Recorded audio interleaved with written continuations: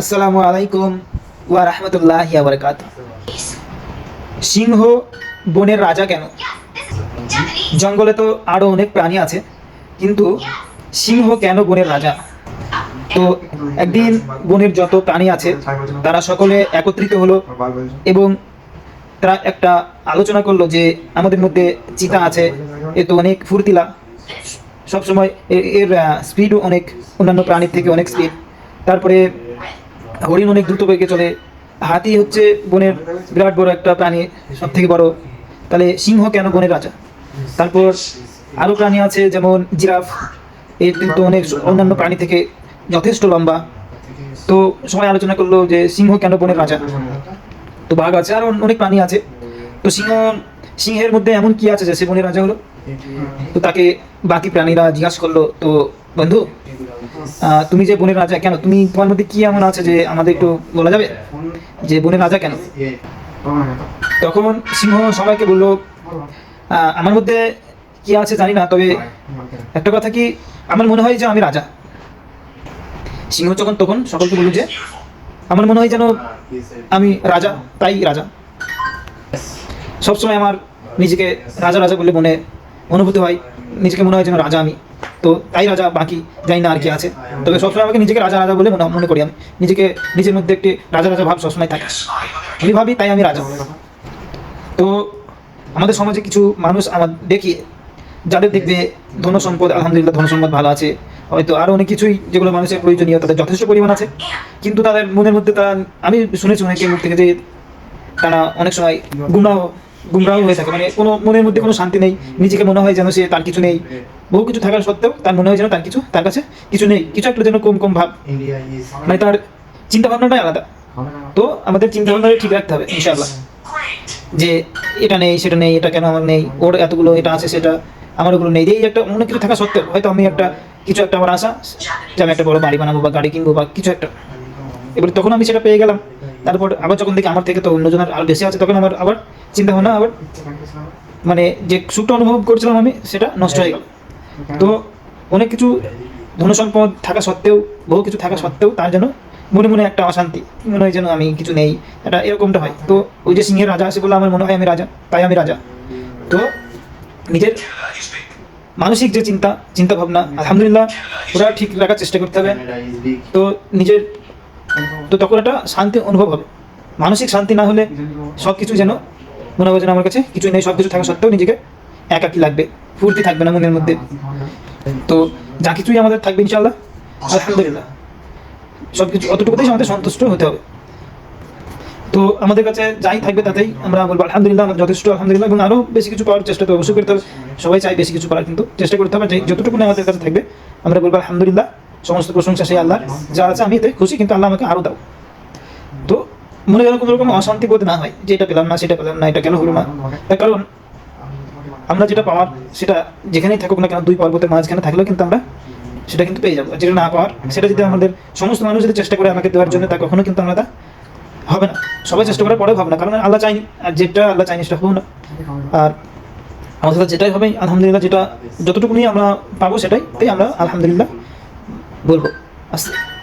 সমস্ত প্রশংসাই আল্লাহ, কারণ আমার নসিবে আমার ভাগ্যে যতটুকুনি লেখা আছে আমি ততটুকুই পাবো, বেশিও না কমও না।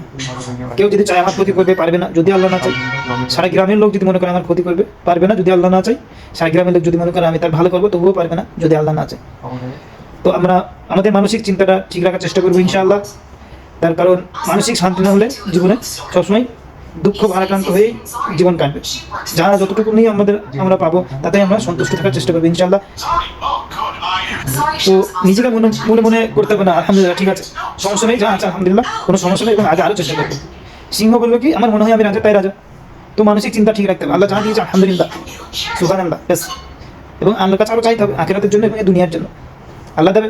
একটা কথা আমি শুনেছি যে আমরা মানুষরা লজ্জাবোধ করি, যদি যেমন লজ্জাবোধ করতে আল্লাহ লজ্জাবোধ করে, যেমন ধরে নিন আপনার কাছে আমি কিছু চাইলাম আর আপনি অনেক ধন সম্পদের মালিক।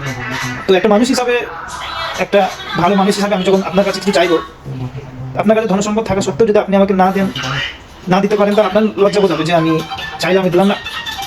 তো আল্লাহর কাছে ধন সম্পদের প্রচুর ধনসম্পদ, তা আল্লাহর কাছে চাইলে ইনশাআল্লাহ আল্লাহ অবশ্যই দেবে। আল্লাহ তো মানুষের জন্যই সব কিছু সৃষ্টি করেছে, মানুষ এবং জিন জাতির জন্য। তা আল্লাহর কাছে যখন আমি চাইবো আল্লাহ কেন দেবেন? আল্লাহ তো দেবেই, খালি হাতে কাউকে ফেরায় না। আমরা সেভাবে আমরা ডাকবো ইনশাআল্লাহ। তো আল্লাহর কাছে চাইতে হবে যে দাও, চাওয়ার জন্য আল্লাহ আমাদের রাস্তা দেখিয়েছে, সেই রাস্তায় চাইবো আমরা। তো আল্লাহ তো দেবে, অবশ্যই দেবে। এবং আমাদের সর্বোচ্চ আমাদের চেষ্টা করতে হবে, এবং যা কিছু আমাদের মানে যা কিছু আমাদের আছে তাতে সন্তুষ্ট থাকার চেষ্টা করতে হবে, এবং আল্লাহর কাছে চাইতে হবে, পরিশ্রম করতে হবে এবং আল্লাহর কাছে চাইতে হবে। আমি বসে থাকলাম আল্লাহর কাছে চাইলাম, তা কিন্তু হবে না। কারণ আমাদের শরীর অসুস্থ করলে আমরা বলি আল্লাহ ভালো করে দেবে, তাহলে কি আমি ওষুধ খাওয়া বন্ধ করে দেবো? তো আমাকে ওষুধও খেতে হবে, আল্লাহকেও ডাকতে হবে। তো আমাদের আল্লাহর কাছে চাইতে হবে এবং নিজেকে পরিশ্রম করতে হবে। তার কারণ বনে আমরা দেখেছি যে বাঘ, একটা সিংহ, সে তো রাজা, বাঘ সে চাইলে তো সে বসে বসে খেতে পারে, সে কিন্তু পরিশ্রম করে। তো আমাদেরকেও আল্লাহর কাছে চাইতে হবে এবং পরিশ্রম করতে হবে। আমাদের যদি জল পিপাসা লাগে, আমি ইমাম সাহেবের কাছে এই কথাটা বারবার শুনতাম, যে তিনি এই কথাটা বারবার বলতেন যে আমাদের যদি জল পিপাসা লাগে, আমাদেরকে কলের কাছে আমাদেরকে যেতে হবে, কল আমার কাছে আসবে না, তো আমাকে পরিশ্রম করতে হবে। আর যা কিছুই দেবে, যা কিছু আমরা পাবো তাতে আলহামদুলিল্লাহ বলতে হবে, আল্লাহ সমস্ত প্রশংসা আল্লাহ, আল্লাহ যথেষ্ট। দেখা গেল কোনো একটা মানুষের একটা হাত কাটা বা একটা পা নেই বা একটা হাত নেই, বা কোনো মানুষের দুটো চোখ নেই বন্ধ, তাহলে সে কেন প্রশংসা করবে আল্লাহ যে আমি একটা চোখ নেই, হাত নেই বা পা নেই, আমি কি নিয়ে আমি আল্লাহর কাছে একটা প্রশংসা করবো? দেখা গেলো তাহলে সে কি জন্য প্রশংসা করবে আল্লাহ যে আমাকে যথেষ্ট দিয়েছে, তার তো হাত নেই, চোখ নেই বা পা নেই বা এরকম কিছু, কেন প্রশংসা করবে? হয়তো সে এই দুনিয়ায় মানুষকে আল্লাহ একটা মানে পরীক্ষার জন্য পাঠিয়েছে, তো তার হয়তো সেই হাতটা নেই, তার জন্য হয়তো ভালো, তার কারণ সেই হাতটা থাকলে হয়তো সেই হাতের দ্বারা কতই না পাপ করে থাকতো, বা তার চোখ দুটো নেই, আজ হয়তো সেই চোখ নেই, দেখতে পায় না, তাই অনেক পাপ থেকে সে বেঁচে থাকে। তবুও আলহামদুলিল্লাহ বলতে হবে, আল্লাহ প্রশংসা করতে হবে, তার কারণ চোখ নেই কিন্তু সে অনেক পাপ থেকে হয়তো বেঁচে আছে। কারণ দুনিয়া তো একটা পরীক্ষার জায়গা, আসল জীবন হচ্ছে আখিরাতের জীবন। এখানে যদি একটু কষ্ট হয়, সে থাকে, সমস্যা নাই, সেই চিন্তা ভাবনাটা মাথায় নিয়ে আসতে হবে এবং আখিরাতের চিন্তা করতে হবে বেশি বেশি। এবং আল্লাহ যেভাবে আমাদের যে রাস্তায় চলতে বলছে সেই রাস্তায় চলার জন্য প্রচেষ্টা করতে হবে, সেই রাস্তায় সর্বোচ্চ চেষ্টা করবো আমরা সকলে ইনশাআল্লাহ। আর আল্লাহ যাই দেবে তাতে আমাদের সন্তুষ্ট থাকতে হবে এবং বেশি কিছু পাওয়ার জন্য আল্লাহ চাইতে হবে, পরিশ্রম করতে হবে। তো মানসিক দিক দিয়ে তো আমরা সকলে আমাদের চিন্তা ভাবনাটাকে ঠিক রাখবো ইনশাআল্লাহ। সিংহ কেমন বলবো, যদি একটা গল্প যে আমার মনে হয় আমি রাজা তাই রাজা, তো আমাদের চিন্তা ভাবনা আমাদের ঠিক রাখতে হবে যে যাই আছে আছে আলহামদুলিল্লাহ, আছে না বেশ কিছু একটা তো হবে, একদম তো নেই তা নয়। আমি এমন মানুষকে দেখেছি, এমন একটা জায়গায় আমি ঘুরেছি, এমন জায়গায় তো যেখানে জল নেই, মানুষের খাওয়ার মতো জল নেই, নিজস্ব জায়গা নেই, ঘর নেই, রাত্রে কারেন্ট নেই, বিজলি নেই, বিদ্যুৎ নেই। তো এমন জায়গায় আমি গিয়েছি, জল নেই, খাওয়ার জল নেই, তো বৃষ্টি হয় এবং সেই রাস্তা দিয়ে যদি কোনো লোক যায় তাদের কাছ থেকে নিয়ে রাখে, কিন্তু জল নেই, কিন্তু একটা মসজিদ আছে এবার নিজের চোখে দেখা। তো ওই বিষয়ে আমি একদিন ইনশাআল্লাহ বলবো পুরো বিষয়টা, আমি যেখানে ঘুরতে গেছিলাম। তো আল্লাহ তাহলে মসজিদ আছে, তার মসজিদ আছে বললাম কারণ তাদের কাছে খাবার নেই, জল নেই, কোনো ডাক্তারের কোনো পরিষেবা নেই, হাসপাতাল নেই, এবং তারা শহর গ্রাম থেকে অনেকটা দূরে, পাহাড়, সাপ বিচনের পোকামাকড় আছে সেখানে, কোনো ডাক্তার নেই, সন্তান হচ্ছে, খাবার আল্লাহ জানে সেখানে কীভাবে তাদের বেঁচিয়ে রেখেছে, আমার চিন্তা ভাবনার বাইরে। তা আমাদের আল্লাহ যাই দিয়েছে আলহামদুলিল্লাহ, তো আমরা যাই দিয়েছি আমরা তাতেই সন্তুষ্ট থাকবো ইনশাআল্লাহ সকালে, এবং আমাদেরকে আল্লাহ সঠিক জ্ঞান দান করুক এবং সেই রাস্তায় যেন আল্লাহ আমাদেরকে চালিয়ে নেয়, কারণ আমরা চাইলেই পারবো না সঠিক রাস্তায় চলতে। আল্লাহ তো আমাদের সঠিক রাস্তা তো দেখিয়ে দিয়েছে, কোরআন হাদিস নবী পাক সাল্লাল্লাহু আলাইহি ওয়াসাল্লাম নিজের রাস্তা দেখিয়েছে, কিন্তু সেই রাস্তায় দেখিয়েছে কিন্তু আমরা তাতে চলতে পারছি না। তো আমরা সকলে দোয়া করবো যে আল্লাহ তুমি আমাদেরকে সঠিক রাস্তায় চালিয়ে নাও। আমরা চাইলেও কিন্তু পারছি না, আমরা বারবার পাপ রাস্তায় হয়তো চলে যাচ্ছে শয়তানের প্রলোভনে। আমি এমন দেখেছি মানুষ মানুষের ক্ষতি করতে চাই, তাহলে আর একটা আবার মানুষের মধ্যে একটা ভালো মানসিকতাও আছে, মানে মানুষ মানুষের ক্ষতি করতে চায় আবার ভালোবাসে, আর একটা শয়তানের কাজ হচ্ছে মানুষের ক্ষতি করা, সে কিন্তু ভালোবাসা। তো মানুষ খারাপ রাস্তায় চলে যাবে, কারণ শয়তান সবসময় লেগেই আছে যে মানুষকে খারাপ রাস্তায় দিকে নিয়ে যাব। তো একটা মানুষ হয়ে যদি মানুষের ক্ষতি চায়, আর শয়তানের কাজই মানুষের ক্ষতি চায়, তো কারণে মানুষ পাপ রাস্তার দিকে যাবে, মানুষকে শয়তান সবসময় পাপ রাস্তার দিকে নিয়ে যাওয়ার চেষ্টা করবে, তো আমাদের দ্বারা পাপ হয়ে যাবে। তো আমরা এই আল্লাহর কাছে ক্ষমা চাইবো, তো তওবা করবো এবং সঠিক রাস্তায় চলার চেষ্টা করবো এবং আল্লাহকে বলবো যে আমাদের সঠিক রাস্তা চালিয়ে নাও। এবং আমরা যে পাপ রাস্তাগুলোয় চলি এবং নিজের অন্তরে একটা সুখ অনুভব করি, অনেক পাপ কাজ আছে যে নিজের ভালো লাগে, যদি ওটা কোরআন হাদিসের ভীষণভাবে মানা, তো আমরা যেন ভালো রাস্তায় চলে এবং অন্তরে সুখ অনুভব করতে পারি, এটা আল্লাহর কাছে আমরা চাইবো। এবং আল্লাহ যা কিছুই আমাদের জীবনে পেয়েছি আমরা তাতেই বলবো আলহামদুলিল্লাহ, সমস্ত প্রশংসা মহান আল্লাহ তাআলার, যাই দিয়েছে তাতে আমাদের সন্তুষ্ট থাকার চেষ্টা করতে হবে। এবং আরও যদি আমরা অনেক কিছু চাইবো, পরিশ্রম করবো, যদি আমাদের পেয়ে যাই ভালো আলহামদুলিল্লাহ, না পাই তবুও আলহামদুলিল্লাহ, কারণ আমাদের নসিবে যাই আছে আমরা তাই পাবো, তার থেকে বেশি কিছু পাবো না। এবং কেউ কিন্তু আমার যা সম্পদ কেউ কমও পাবো না, একটু কমও পাবো না, মৃত্যু পর্যন্ত আল্লাহ যা লিখেছে একটু বেশিও পাবো না। তো সবাই আমরা মানসিক দিক থেকে আমাদের চিন্তা ভাবনাটা ঠিক রাখবো যে না ঠিক আছে মাশাআল্লাহ, খারাপ রাস্তা থেকে নিজেকে সরিয়ে রাখার চেষ্টা করতে হবে। মানুষ পাপ করবে। তার কারণে একটা উদাহরণ দিই, ধরে নিন একটা রাস্তা, এবার সেই রাস্তা যদি চারপাশে দেখা গেলো পুকুর আছে, খাল পুকুর বা অনেক জলাশয়, সেই রাস্তায় কিন্তু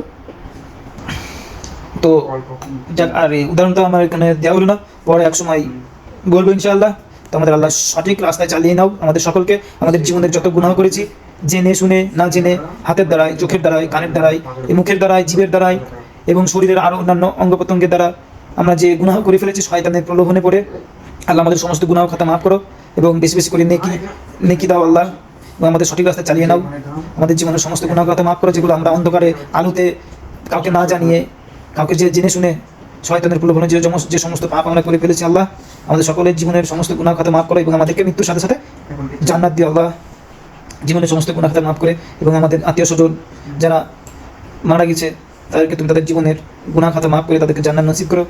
এবং আর যারা পৃথিবীর সকল মুসলিম মুমিন নারী পুরুষদেরকে তুমি সকলে ভালো রাখো এবং পরকালে আমাদের সকলকে তুমি ভালো রাখো আল্লাহ, এহকালে এবং পরকালে, এবং পৃথিবীর সকল মানুষদের গুনাহ খাতা মাফ করে তাদেরকে জান্নাত দান করো, আমিন। আসসালামু আলাইকুম ওয়া রাহমাতুল্লাহি ওয়া বারাকাতুহু।